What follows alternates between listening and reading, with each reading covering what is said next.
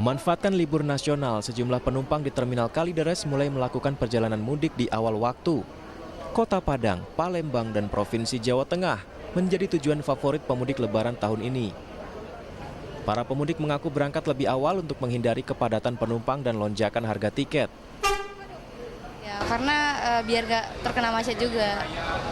Terus juga kalau pulang di awal bulan April itu semuanya udah pada sold out semua itunya, tiketnya. Nah itu masalahnya kalau naik pesawat ya, kalau di bulan puasa itu harga tiketnya udah mahal. Jadi ya udah kita naik bus aja, mumpung kan masih murah. Peningkatan arus mudik di Terminal Kalideres diperkirakan terjadi pada H-7 Lebaran dengan jumlah penumpang mencapai 8.000 orang. Mulai penumpang itu peningkatan yang cukup signifikan itu akan terlihat itu di H-7 ya. H-7 atau pada tanggal 3 April tahun 2024. Dan untuk puncak arus mudik diperkirakan di Terminal Bus Kalideres itu akan terjadi pada H-4 atau H-3 angkutan Lebaran, yaitu pada hari Sabtu dan Minggu, yaitu tanggal 6 dan 7 April 2024.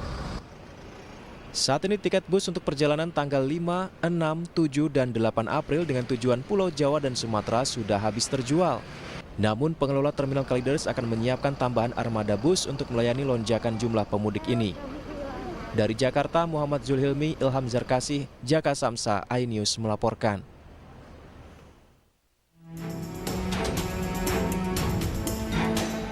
Jelang arus mudik Lebaran 2024, situasi Terminal Pulau Gebang, Jakarta masih belum dipenuhi banyak penumpang. Hingga saat ini zona keberangkatan masih didatangi sejumlah warga yang ingin melakukan pemesanan tiket. 544 penumpang telah melakukan keberangkatan hari ini, di mana Terminal Pulau Gebang menyiapkan 66 armada bus untuk mengangkut penumpang. Biarin kita dapat lancar aja perjalanan. Kalau jauh-jauh belum Lebaran kan lancar jalannya, jadi badan juga enak, nggak capek. Menghindari kemacetan dan kepadatan penumpang mudik Lebaran. Naik bis karena naik bis lebih nyaman, kalau naik kereta masih jauh, bis lebih dekat sama rumah. Tujuan Jawa Tengah, Pekalongan, dan sekitarnya menjadi tujuan terbanyak yang dipesan penumpang. Warga diimbau untuk melakukan mudik lebih awal untuk mengantisipasi kepadatan. Puncak arus mudik di Terminal Pulau Gebang diprediksi pada 5 hingga 8 2024. Dari Jakarta, Faisal Rinaldi, Muhammad Firmansyah, Rizky Yulianto, iNews melaporkan. Di masa libur panjang akhir pekan, lalu lalang warga yang hendak pulang ke kampung halaman dengan berbagai tas bawaan membuat suasana di stasiun Pasar Senen lebih sibuk. Sebagian warga sengaja mudik lebih awal untuk menghindari kepadatan penumpang. Selama periode angkutan Lebaran 2024 terdapat 1.600 perjalanan kereta api. Rata-rata per hari sebanyak 77 kereta melayani perjalanan kereta jarak jauh, baik dari stasiun Gambir dan juga stasiun Pasar Senen.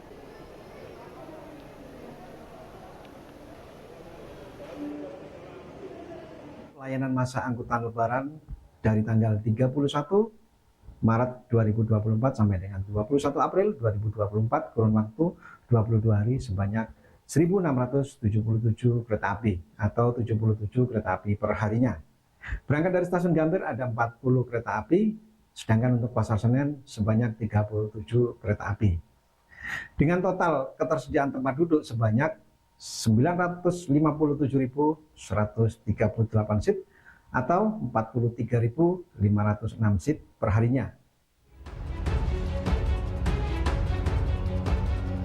Volume penumpang di Bandara Soekarno-Hatta, Tangerang, Banten masih terpantau normal 2 minggu menjelang Hari Raya Idul Fitri 1445 Hijriah. Artinya belum ada peningkatan pesawat dan penumpang secara signifikan. Per hari ini tercatat sekitar 122.000 penumpang melakukan perjalanan udara dengan 943 pesawat yang dioperasikan. Dengan jumlah penumpang terbanyak melalui Terminal 3 mencapai 62.000 penumpang. Namun demikian, tak sedikit penumpang yang pergi untuk melakukan mudik lebih awal atau sekedar menghabiskan waktu libur akhir pekan dengan 3 tujuan favorit, yakni Denpasar, Kuala Namu, dan Surabaya untuk penerbangan domestik, serta Singapura, Kuala Lumpur, dan Jeddah untuk penerbangan internasional. Iya, mudik lebih awal aja. Oke, kemana Bu mudiknya? Ke Padang. Ke Padang. Rencananya mau berapa hari? Totalnya 21 hari, 3 minggu. 3 minggu. Ini sendirian aja atau sama keluarga lain? Sama suami. Sama suami. Saya mau ke Tanjung Pinang sama istri saya. Oke, ini Gitu. mudik lebih awal berarti ya? Betul, mudik Berapa lebih awal. hari rencananya Mas di sana? Saya itu hampir sebulan ya. Balik lagi ke sini tanggal 25. Oke, ini 25 emang April. sudah mempersiapkan dari lama dan pesan tiket dari lama? Ya, saya sudah pesan tiket itu dari bulan Januari ya. Itu saya sudah pesan tiket, sudah direncanakan. Puncak arus mudik diperkirakan terjadi pada 6 April 2024 atau H-4 menuju Lebaran dengan prediksi penumpang sebanyak 188.000 penumpang dan 1.212 pesawat yang dioperasikan. Dari Tangerang, Banten, Dilami Aulia, Abdul Rosyid, Ari Setiawan, iNews melaporkan.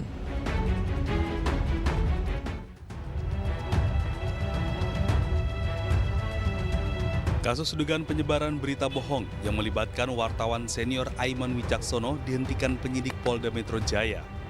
Kabar itu diketahui Aiman setelah dirinya menerima surat perintah penghentian penyidikan. Kuasa hukum Aiman Wicaksono, Vincentius Mendrova, menyebut SP3 diterbitkan dengan alasan demi hukum. Menurut kami ya, tentu proses-proses seperti ini tidak perlu dilanjutkan karena ini bagian dari proses yang kemudian bisa dijelaskan, bisa diterangkan ya, bukan dijawab dengan proses hukum. Oleh karenanya kita perlu untuk melakukan pendewasaan demokrasi agar proses deliberasi demokrasi di negeri kita ini tetap terjaga. Jadi kami berpendapat bahwa proses-proses seperti Palti Huta Barat, Mbak Koni itu tidak perlu dilanjutkan ke dalam proses hukum. Tapi apapun itu, Butet juga ya, Butet sudah dicabut laporannya, betul. Apapun itu tentu saya apresiasi, terima kasih terhadap pimpinan Polri, juga pimpinan Polda, termasuk juga penyidik ya, terkait dengan apa yang kemudian kita dapati bersama pada kemarin, di mana penyidikan dari kasus pasal 14 dan pasal 15 Undang-Undang Peraturan Hukum Pidana tahun 1946 itu kemudian dihentikan. Terkait hal tersebut, Indonesia Police Watch mengapresiasi langkah penyidik Polda Metro Jaya menghentikan kasus yang menjerat jurnalis senior Aiman Wicaksono. IPW menilai pernyataan yang disampaikan Aiman terkait dugaan oknum Polri tidak netral merupakan bentuk menjaga demokrasi. Penghentian kasus terlapor Aiman Wicaksono adalah langkah yang tepat. Karena sejak semula IPW telah mengkritisi bahwa penyidikan perkara terkait dengan Aiman Wicaksono yang membuat pernyataan bahwa Polri tidak netral berdasarkan sumber internal Polri, kemudian dikenakan pasal 28 ayat 2 Jungto pasal 45 ayat 2 Undang-Undang ITE dan pasal 14 serta pasal 15 Undang-Undang Nomor 1 Tahun 46 adalah tindakan yang tidak tepat. Setelah mendapatkan surat perintah penghentian penyidikan, Aiman bersama kuasa hukumnya datang ke Polda Metro Jaya. Kedatangan Aiman untuk mengambil barang sitaan yang telah disita oleh penyidik, termasuk telepon genggamnya. Telepon genggam milik Aiman sendiri telah disita oleh penyidik usai Aiman menjalani pemeriksaan selama 12 jam pada 26 Januari 2024 lalu.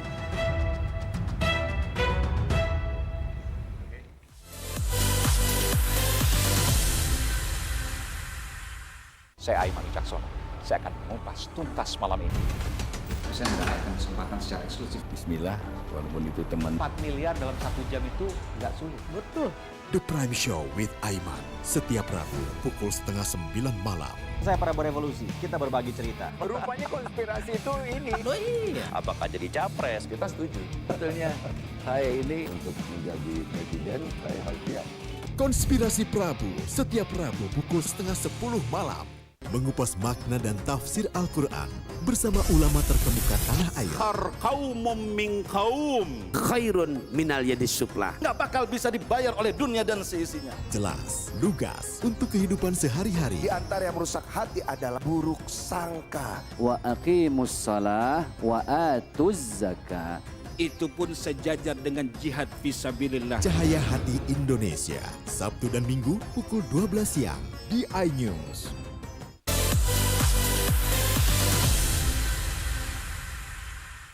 Halo, kita sahur bareng yuk. Sekarang jam 4 lebih dan di Jerman itu sampai 4.30. Bulan Ramadan menjadi bulan yang dinanti-nanti umat muslim. Demikian juga dengan Aulia Kurnia, warga negara Indonesia yang saat ini menuntut ilmu di Goethe University, bersemangat menjalani puasa. Tinggal jauh dari keluarga membuat Aulia harus menjalani rangkaian puasa seorang diri, salah satunya saat sahur. Tinggal di kota Frankfurt, Jerman memiliki kesan tersendiri bagi Aulia. Lantaran tahun ini untuk pertama kalinya, kota Frankfurt ikut merayakan bulan Ramadan. Aneka pernak-pernik Ramadan pun dijajakan di toko-toko di Jerman.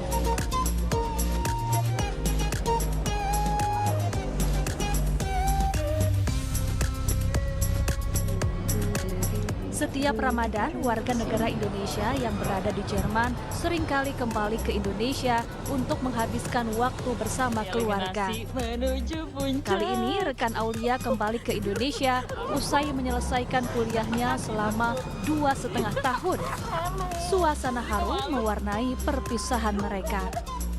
Rencananya, Aulia pun akan kembali ke tanah air usai menyelesaikan kuliah. Halo, I'm back. Setelah nganterin temen, terus juga tadi sempat jalan-jalan. Sekarang aku mau ke masjid, jadi aku ganti dulu sedikit outfitnya. Pakai kerudung. Mukena udah aku siapin di tas, jadi nanti kita tinggal let's go. Dan untungnya sih masjid itu gak terlalu jauh dari tempat aku tinggal, jadi sekitar 5 stasiun. Naik S-Bahn lagi, naik kereta lagi. Sangat. Memasuki waktu berbuka puasa, masjid-masjid di Jerman dipadati umat muslim. Aneka makanan berbuka pun disiapkan pengurus masjid bagi umat Islam yang memilih berbuka puasa di masjid. Saat ini durasi puasa di Jerman mencapai 16 jam. Umat muslim di Jerman hidup berdampingan dengan pemeluk agama lain. Menurut data statistik dan hasil riset Pew Research Center, umat muslim di Jerman menduduki peringkat kedua terbanyak di Eropa.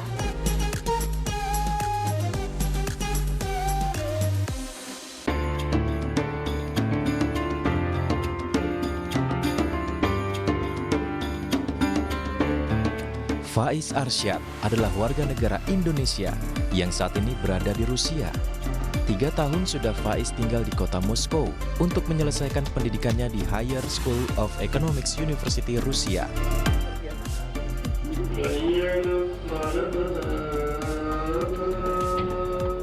Jauh dari keluarga membuat Faiz menghabiskan waktu untuk sahur dan berbuka puasa bersama dengan rekan-rekannya sesama warga negara Indonesia. Kehangatan di antara mereka mengingatkan Faiz akan tanah air Indonesia. Puasa di Rusia sendiri dimulai sejak 11 Maret 2024. Sejak awal Ramadan, masjid-masjid di negara beruang merah ini dipenuhi oleh umat Islam. Mereka datang untuk beribadah dan berbuka puasa bersama. Salah satunya di Masjid Katedral Moskow.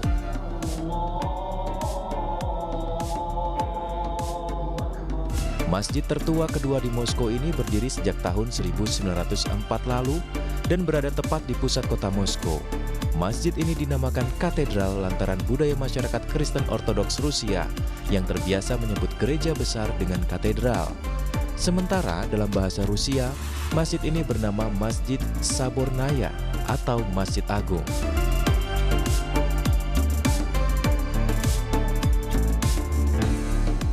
Selain berfungsi sebagai tempat ibadah, Masjid Katedral Moskow juga menjadi kantor perkumpulan ulama Rusia. Tidak hanya itu, di masjid ini juga terdapat perpustakaan Islam dan maktab serta lembaga pendidikan Islam. Umat muslim di Rusia yang ingin bersedekah dan zakat pun bisa melalui petugas di Masjid Katedral Moskow. Setelah berpuasa selama kurang lebih 15 jam, masjid ini menjadi tempat berkumpulnya semua umat muslim di kota Moskow. Karena hampir setiap harinya, masjid ini selalu mengadakan buka puasa bersama, sholat berjamaah, dan juga sahur bersama. Warga muslim di kota Moskow bukan hanya berasal dari Rusia, tapi juga berasal dari negara-negara bekas pecahan Soviet, seperti Uzbekistan, Tajikistan, Kirgistan, dan bahkan juga berasal dari negara-negara Asia, seperti dari Indonesia, Malaysia, dan juga Vietnam.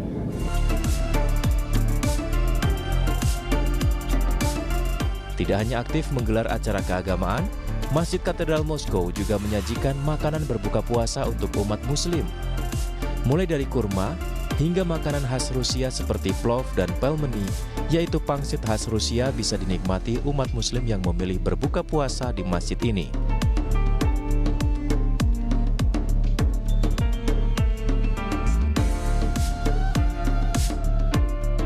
Rusia sendiri mencatat rekor peningkatan jumlah masjid di negaranya dalam 3 dekade terakhir, di mana jumlah masjid meningkat 60 kali lipat. Total, masjid yang saat ini beroperasi di seluruh penjuru Rusia mencapai lebih dari 7.000 masjid. Dan dalam 30 tahun terakhir, sekitar 350.000 muslim Rusia melakukan ibadah haji.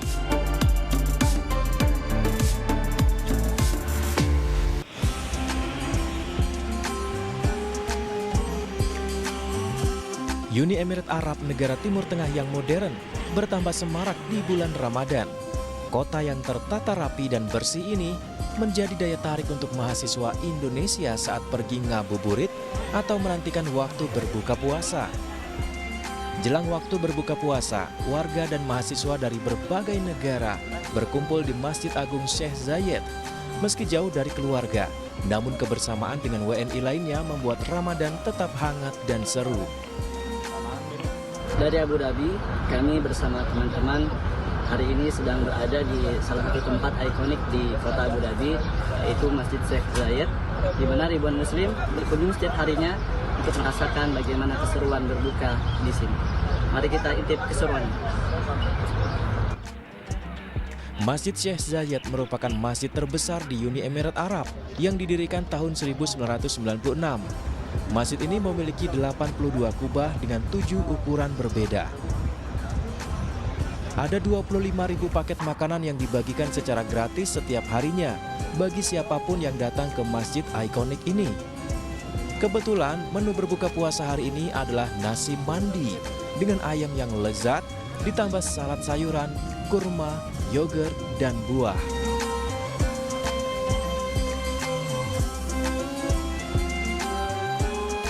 Usai berbuka puasa, mereka langsung menunaikan sholat maghrib, sholat isya, dan tarawih berjamaah dengan khusyuk. Dari Abu Dhabi, Uni Emirat Arab, Naufal Hubaisi, Muhammad Imam Syauki, iNews melaporkan.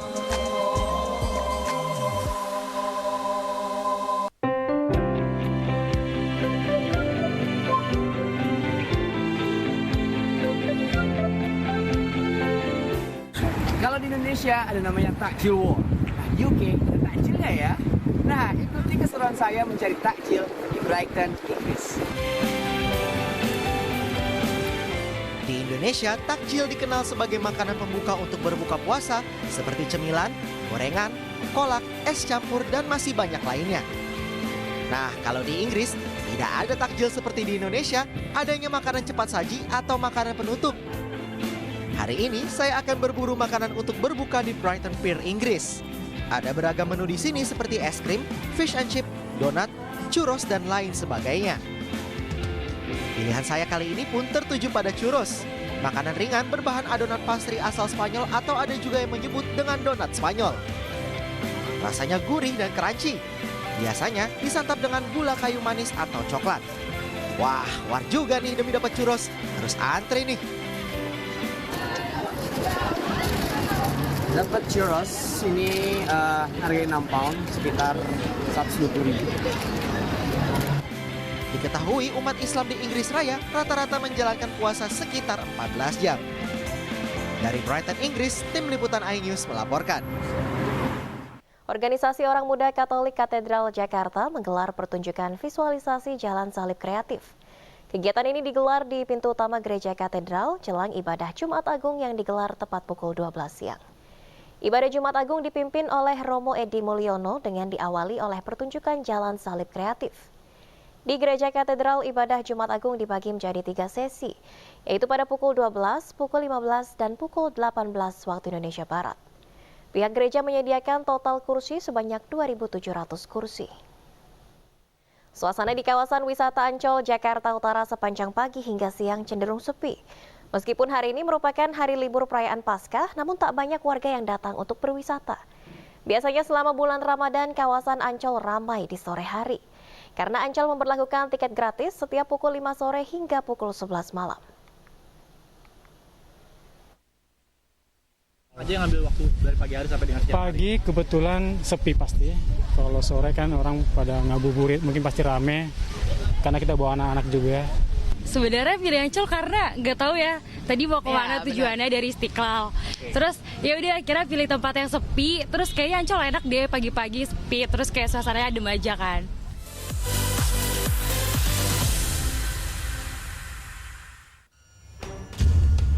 Tuduhan saya menerima 27 miliar. Yang menghina saya, mencaci maki saya. Hukum di negeri ini yang kalau nggak dikawal penipuan dan legal berkedok rumah kasus mega korupsi dipicu terkait masalah. Jangan bilang Anda tidak tahu karena kami sudah memberitahukannya. iNews File Sabtu dan Minggu pukul 9 pagi.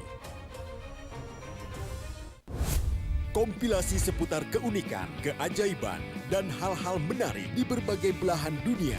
Suku Sentinel dipercaya berasal dari Afrika yang bermigrasi ke pulau itu sejak 60.000 tahun yang lalu. Seperti apa sejarah kelam dari tragedi tenggelamnya kapal Titanic? Lantas siapa tokoh di balik anime yang legendaris? OMG, setiap hari pukul 8 malam, hanya di iNews.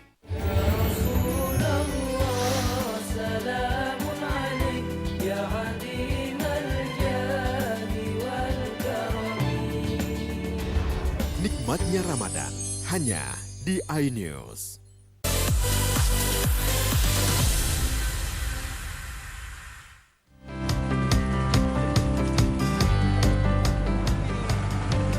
Amran Sulaiman menyerahkan alokasi penambahan pupuk subsidi secara simbolis sebesar 28 triliun rupiah untuk petani seluruh Indonesia. Penyerahan dilakukan usai peninjauan pertanaman padi di Desa Papalang, Kabupaten Mamuju, Sulawesi Barat. Dengan penambahan ini, kini total anggaran pupuk subsidi mencapai 54 triliun rupiah dan menjadi sejarah baru bagi pertanian Indonesia. Penambahan anggaran pupuk subsidi diharapkan bisa membantu petani mempercepat proses tanam dan meningkatkan produksi dalam negeri demi mewujudkan swasembada pangan di Indonesia. Hari ini kami sudah tanda tangan surat penambahan volume pupuk dari 4,7 juta ton menjadi 9,5 juta ton. Nilainya itu 28 triliun. Hari ini kami serahkan mewakili Gubernur, Bupati seluruh Indonesia, diwakili Ibu Bupati Mamuju. Dan ini adalah titik balik kebahagiaan petani. Ini adalah di bulan puasa, di bulan suci Ramadan, ini adalah hari kebahagiaan petani seluruh. Ucapan terima kasih pun disampaikan oleh pemerintah Kabupaten Mamuju serta para petani atas perjuangan Menteri Pertanian dalam penambahan alokasi pupuk yang memang menjadi kebutuhan petani Indonesia selama ini. Volume pupuk subsidi di tahun 2024 meliputi pupuk kimia dan juga organik untuk 9 komoditas di Indonesia. Hal ini mengacu pada rekomendasi Badan Standarisasi Instrumen Pertanian atau BSIP Kementerian Pertanian. Tim Liputan iNews melaporkan.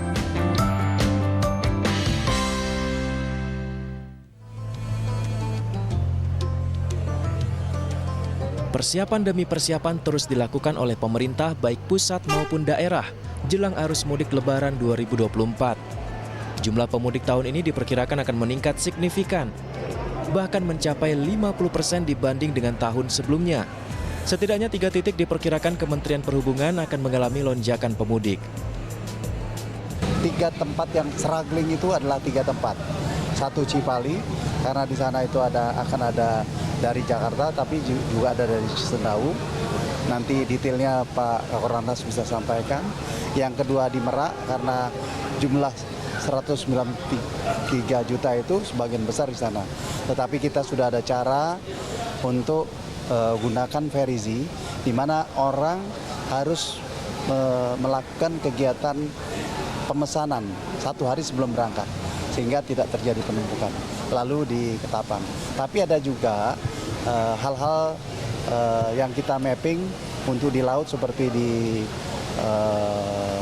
Batam, di Samarinda, di Sulsel, Madura, untuk kapal-kapal bisa terjadi suatu limpahan ya. Nah, oleh karenanya kami sudah koordinasikan dengan Kapolda.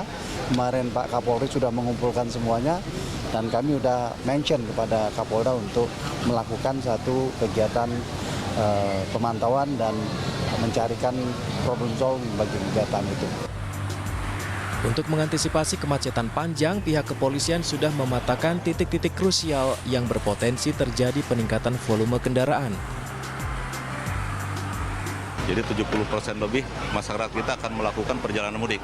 Artinya 193,6 juta masyarakat Indonesia akan melakukan perjalanan mudik maupun wisata pada musim Lebaran tahun ini.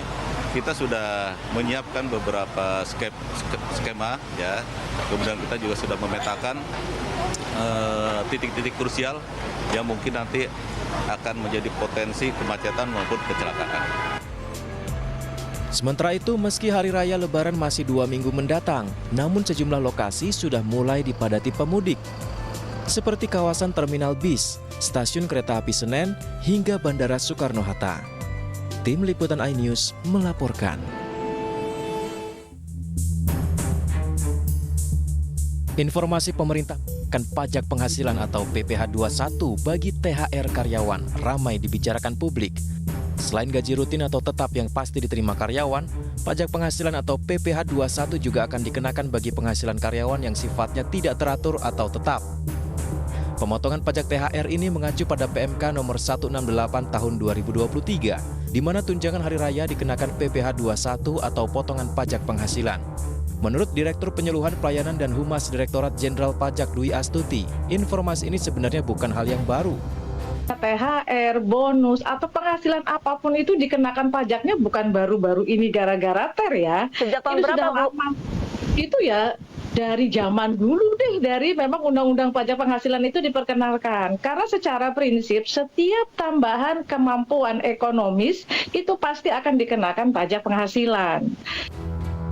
Sementara itu, menurut Direktur Eksekutif Indef Esther Sri Astuti, THR bukanlah bagian dari bonus, sehingga seharusnya tidak dikenakan pajak. That's not a bonus gitu kan. Nah, kalau best practice-nya di negara lain itu seperti tunjangan atau allowance untuk musim panas ya, liburan gitu. Iya. Oke. Jadi kalau orang pada saat musim panas itu di Eropa itu diberikan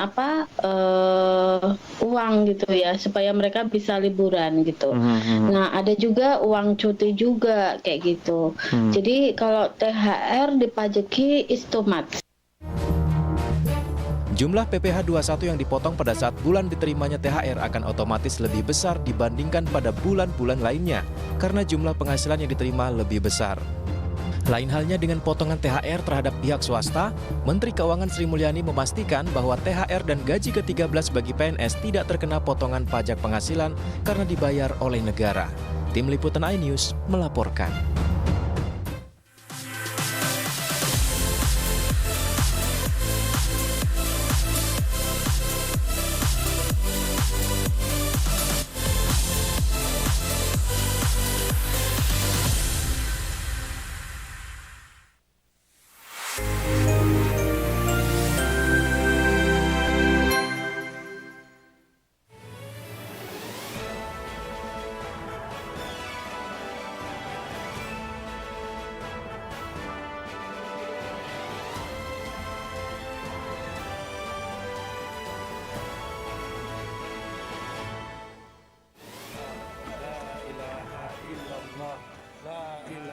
Tambak udang tewas diterkam buaya.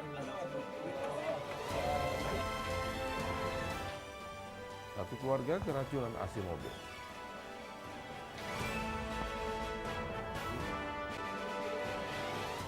Al-Quran peninggalan Kesultanan Palembang Darussalam.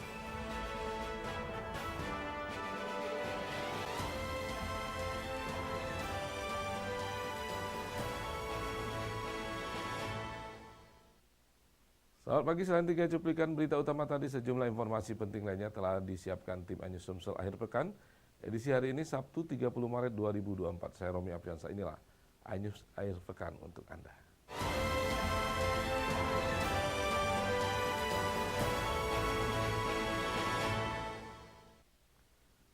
Seorang petambak udang di Kabupaten Oki tewas diterkam buaya saat hendak panen udang miliknya. Tragisnya kejadian itu disaksikan istri korban. Korban ditemukan warga dalam kondisi yang sudah tidak utuh.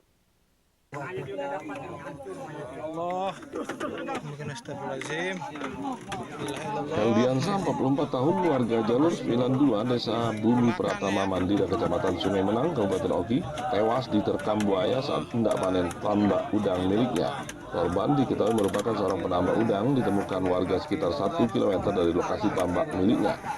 Peristiwa yang terjadi terekam oleh warga dan viral sejumlah medsos. Lantaran jasad korban ditemukan dalam kondisi yang sudah tidak utuh. Kejadian bermula saat korban sedang mempersiapkan panen petambakan udang miliknya. Korban hendak menutup saluran elbow di kanal dekat rumah untuk pengeringan proses panen. Saat itulah ia diterkam dan diseret buaya sejauh 1 km. Insiden tragis ini disaksikan istrinya pada pukul 5 subuh dan korban ditemukan pada pukul 11 malam. Warga di Desa Bumi Pratama Mandira merupakan mayoritas sebagai petambak udang. Ini terancam karena sungai tersebut dihuni ratusan buaya yang memang habitatnya sejak lama ada di kawasan tersebut. Kalau memang ada kejadian itu, ya kami akan ambil langkah-langkah, kami akan melakukan koordinasi dengan yang terkait dalam hal ini kan ada. Kalau dari kita dari Pemkab ya pasti langsung kita akan juga akan koordinasikan dengan camatnya, dengan kades yang bersangkutan, dengan pihak Polres. Ya. Penakaran yang lepas, penakaran buaya. Kita secepatnya akan koordinasi dengan pihak ini ya. Masyarakat dihimbau untuk mengurangi aktivitas di sungai tersebut. Pemda Oki akan segera berkoordinasi dengan Balai Konservasi Sumber Daya Alam dan dinas terkait guna menindaklanjutinya. Dari Ogan Komering Ilir, Fitri di iNews melaporkan. Pemirsa, seorang lansia warga Desa Tanjung Dalam, Kecamatan Keluang Musi Banyuasin, tewas di mangsa buaya. Korban diserang buaya ganas saat hendak wuduk di Sungai Biduk.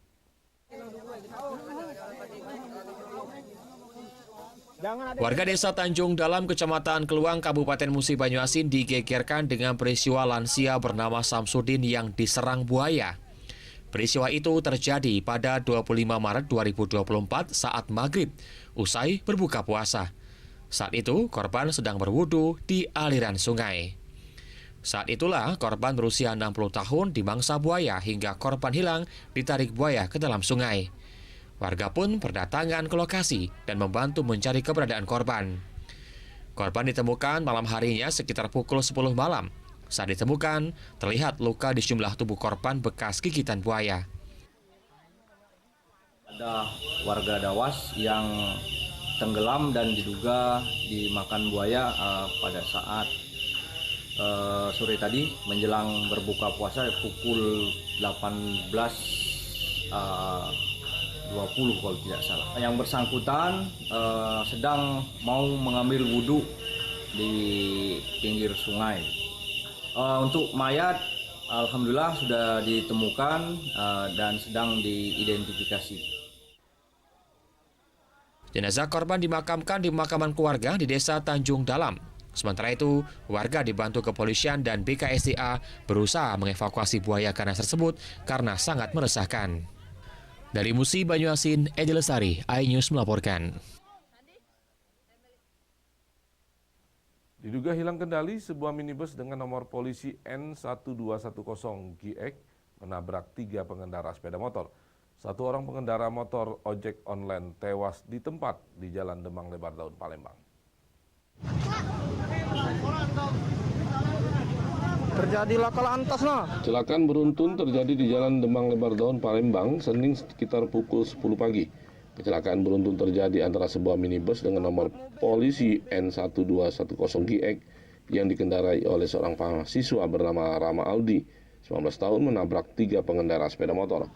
Akibatnya para pengendara sepeda motor mengalami luka parah dan satu pengendara sepeda motor diketahui ojek online bernama Novian Susanto, 44 tahun, tewas di tempat. Kecelakaan terjadi bermula dari minibus melintas di Jalan Demang Lebar Daun menuju Bukit Besar Palembang. Tiba-tiba menabrak sepeda motor NMAX yang sedang berjalan, lalu menabrak 2 pengendara ojek online yang sedang mangkal di pinggir jalan. Saat terjadi tabrakan, terdengar suara benturan yang sangat keras. Kejadiannya jam berapa sekitar? Sekitar setengah 11-an, Pak. NMAX dulu yang ditumbur, Kak? Terus, kena? Sudah NMAX itu ditumbur, lagilah Gojek Wiko ini. Wiko ini lagi ngapa Gojek nih, Kak? Lagi, dia biasanya orderan mangkal sini. Mangkal di sini. Oh, motor itu uang berapa? Boncengan orang dua. Orang dua. Cowok kalau? Yang nomor mobil? Mobil apa, Kak? Ini keterangan dari mereka lihat itu Innova. Cuma ada tahu platnya. Berarti tadi Petugas Satlantas yang datang ke lokasi melakukan olah TKP dan langsung mengamankan pengendara minibus ke Polrestabes Palembang. Kemudian mengevakuasi kendaraan yang terlibat kecelakaan dan mengevakuasi 2 korban pemotor alami luka kritis serta jasad 1 pemotor korban tewas ke rumah sakit. Dari Palembang, Guntur, iNews melaporkan.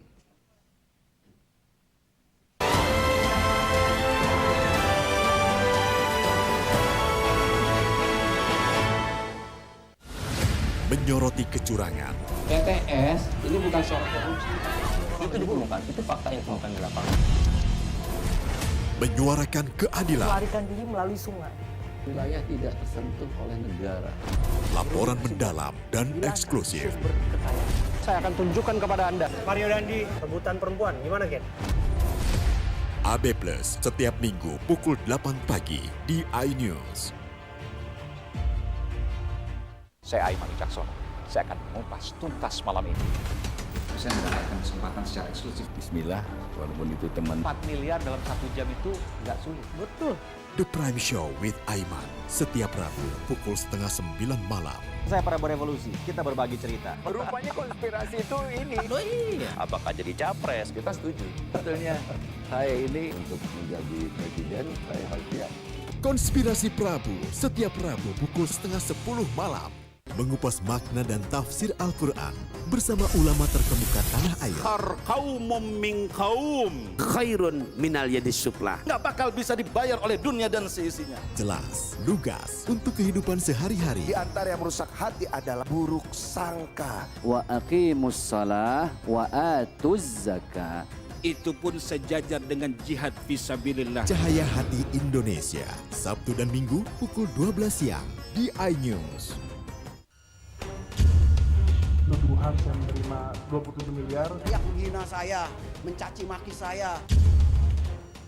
Hukum di negeri ini yang kalau nggak dikawal penipuan dan Legal berkedok rumah kasus mega korupsi bukan dipicu terkait masalah. Jangan bilang Anda tidak tahu karena kami sudah memberitahukannya. iNews File Sabtu dan Minggu pukul 9 pagi.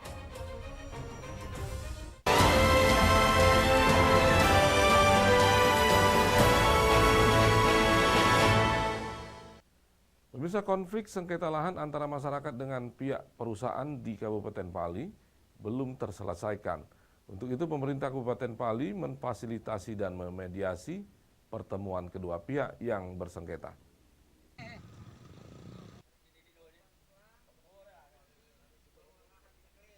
Kisruhnya konflik agraria antara masyarakat Desa Benuang dan Desa Bruke Darat, Kecamatan Talang Ubi, Kabupaten Pali, Sumatera Selatan dengan perusahaan perkebunan sawit PT Surya Agro Langgeng tak kunjung usai, membuat pemerintah Kabupaten Pali turun tangan untuk menghindari terjadinya konflik yang lebih memanas lagi.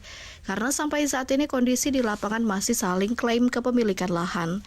Atasi permasalahan agar tidak makin meluas, pemerintah Kabupaten Pali yang dipimpin langsung oleh Wakil Bupati Pali, Dr. Andes Haji Sumaryono memfasilitasi pertemuan kedua belah pihak di ruang rapat kantor Bupati Pali di KM 10, Kelurahan Handayani Mulia, Kecamatan Talang Ubi.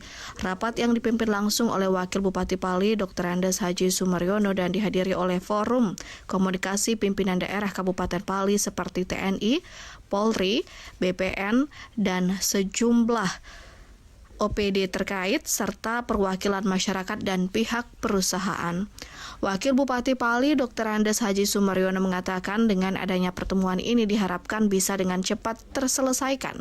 Kedua belah pihak menyediakan datanya masing-masing dan nantinya akan dilakukan pengujian dan pemeriksaan kebenarannya. Ini masalah klaim masyarakat Benuang dan Brugge Darat pada lahan yang sekarang dikelola oleh PT Agro. Kalau klaim semula memang masyarakat menanyakan ada sekitar 500 hektar yang menurut mereka itu belum diganti rugi. Ini kemarin rapat pertama itu. Kemudian kami minta kepada mereka, kepada masyarakat supaya menyampaikan data-datanya kalau memang itu lahan mereka. Sisi lain kami minta kepada perusahaan untuk juga menyerahkan data kepada kami bahwa lahan yang diklaim masyarakat itu masuk HGI atau tidak. Kemudian mengenai kepemilikan lahannya mereka bagaimana, kalau beli sudah dibayar atau belum. Kami dari pemerintah kepinginnya kan ya mari kita selesaikan karena ada perbedaan.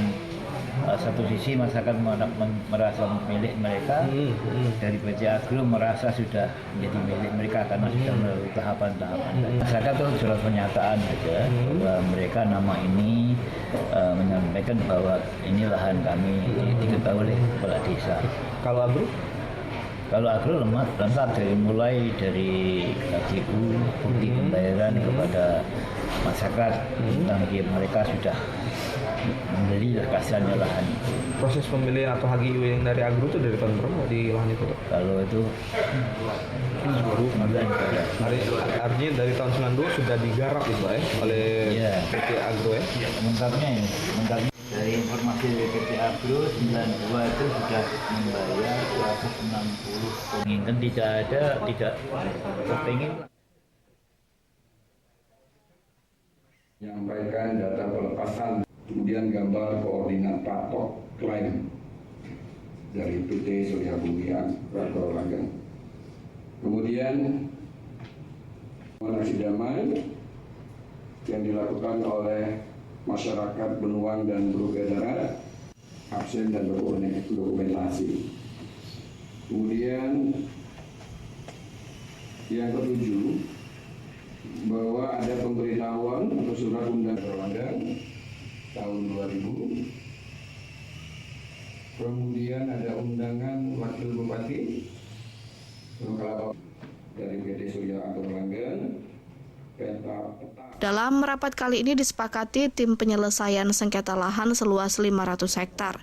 Masyarakat Desa Benuang dan Desa Brugge Darat dengan perusahaan perkebunan kelapa sawit PT Surya Bumi Agro Langgeng akan dilanjutkan pada tanggal 24 April 2024 mendatang, yakni untuk melakukan peninjauan lapangan. Tentang pemberian izin lokasi untuk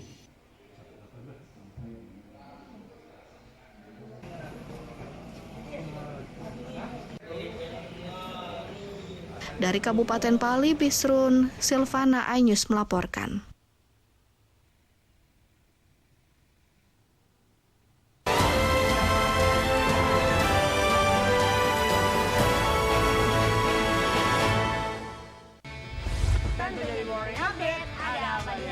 Hadir menemani pagi Anda dengan sajian informasi unik dan menarik. Walabi hutan yang merupakan hewan asli Papua Nugini. Dari Jepang disebut sebagai kare raisu. Menghadirkan bintang tamu yang menginspirasi. Campuran apa ini? Ini lemon. Oh lemon, iya. Kita peras, itu harus dipotongin dengan dekat bagian mata. Kalau nggak Morning Update, Senin sampai Jumat pukul 7 pagi di iNews.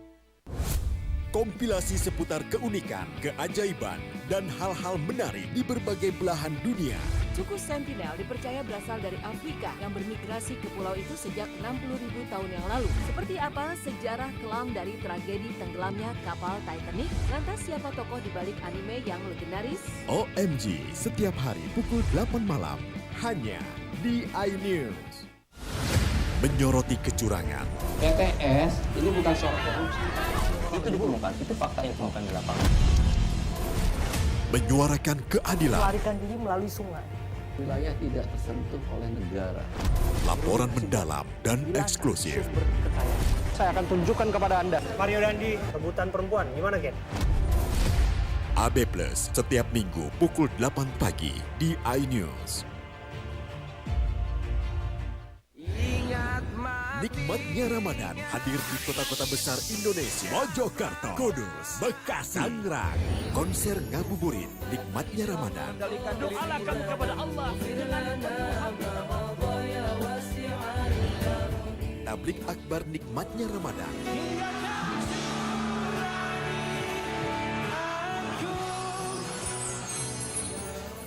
Nikmatnya Ramadan di iNews.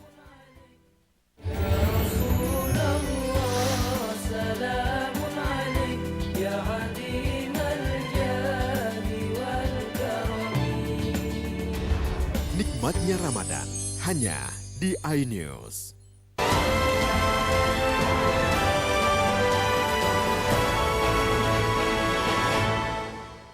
Pemirsa, ratusan warga rela antri dan berdesakan dalam operasi pasar murah yang digelar pemerintah Provinsi Sumatera Selatan.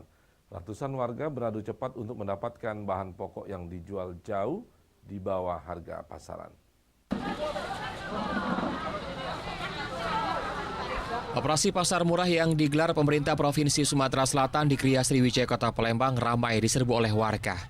Warga rela antri berjam-jam dan berdesak-desakan untuk mendapatkan bahan pokok yang dijual murah jauh di bawah harga pasaran.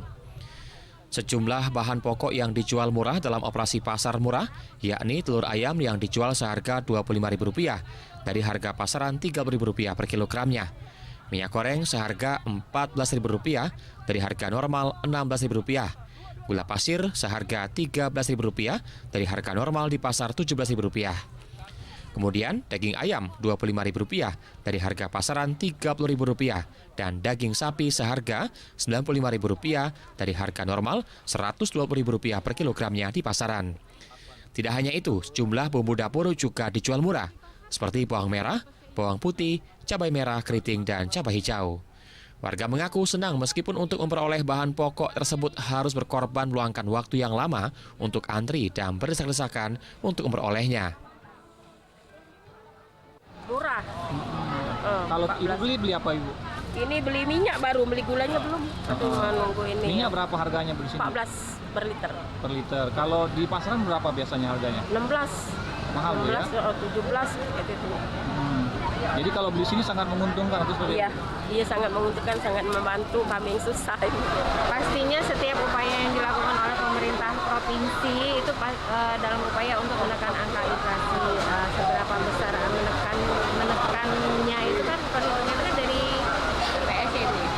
Iya, itu melalui hasil ini nanti evaluasi BPS. Yang penting pada saat ini pemerintah provinsi sudah melakukan upaya baik dari pasar murah, kemudian gerakan pangan murah yang dilakukan oleh Dinas Ketahanan Pangan. Operasi pasar murah ini akan terus dilakukan oleh pemerintah Provinsi Sumatera Selatan secara bergilir di sejumlah wilayah dalam Kota Palembang dan kabupaten kota di Sumatera Selatan hingga harga bahan pokok kembali stabil. Dari Palembang, Muhammad Riza Palepi, iNews melaporkan.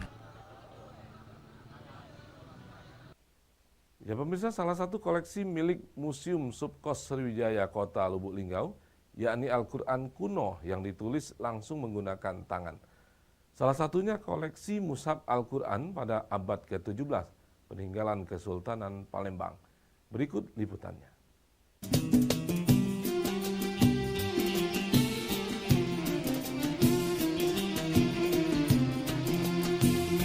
Inilah mushaf Al-Quran peninggalan Kesultanan Palembang Darussalam yang berada di Museum Subkos Sriwijaya di Kota Lubuk Linggau. Istimewanya Al-Quran kuno ini yang ditulis tangan merupakan hadiah Kesultanan Palembang di tahun 1925. Keberadaan Al-Quran kuno ini menjadi bukti sejarah kejayaan Kesultanan Palembang Darussalam yang hingga kini masih dilestarikan. Berlian Susatyo, staf Museum Subkos Lubuk Linggau, mengungkapkan Al-Quran tulisan tangan ini merupakan hadiah dari Kesultanan Palembang bersamaan dengan didirikannya kota Lubuk Linggau.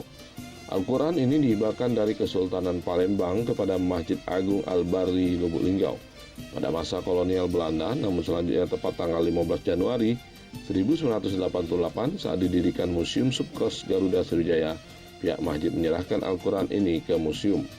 Al-Quran ini ditulis tangan dengan tinta hitam pada abad ke-17 masa Kesultanan Palembang Darussalam dengan panjang 32 cm dengan lebar 22 cm dan tebal 8 cm. Al-Quran kuno peninggalan masa Kesultanan Palembang Darussalam, yang mana memang dulu Palembang ada pemerintahan Islam, itu Kesultanan Palembang Darussalam. Jadi pada masa itu dibuat Al-Quran kuno tulis tangan ya menggunakan kertas Eropa.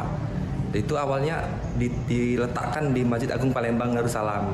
Namun pada masa Belanda itu dihibahkan kembali ke Masjid Agung Lubuk Linggau, yaitu sekarang di depan Polres Datu Al-Bari, yang menjadi cikal bakal masjid titik awal Lubuk Linggau. Sedangkan kertas yang digunakan merupakan kertas Eropa dan meskipun usianya sudah tua namun kondisinya tetap utuh. Dari Lubuk Linggau, Sudirman, iNews melaporkan. Informasi tadi sekaligus mengakhiri kebersamaan kita di iNews akhir pekan kali ini. Terima kasih atas perhatian dan kebersamaan Anda. Sampai jumpa dan selamat berpuasa.